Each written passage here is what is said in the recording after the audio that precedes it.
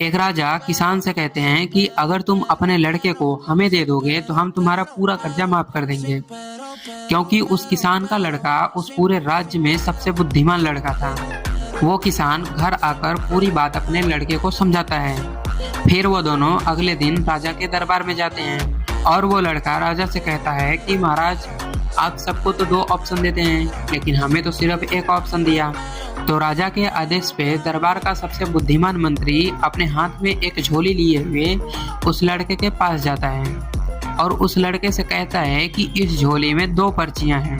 एक पे राजा का नाम लिखा हुआ है और एक पे तुम्हारा, और तुम बिना देखे जिसके भी नाम की पर्ची निकालोगे उसकी बात मानी जाएगी। वो लड़का तुरंत समझ जाता है कि दोनों ही पर्चियों पे राजा का ही नाम लिखा होगा, क्योंकि ये मंत्री राजा का तो घाटा चाहेगा नहीं। अब लड़के के पास सिर्फ 2 ही ऑप्शन थे, या तो वो दोनों पर्चियां निकाल करके सबको दिखा दे जिससे कि राजा नाराज हो जाएगा, या फिर वो चुपचाप एक पर्ची निकाले और राजा की बात मान ले। लेकिन वो लड़का घबराता नहीं है बल्कि दिमाग लगाता है और जल्दी से एक पर्ची निकाल करके उसको फाड़ देता है।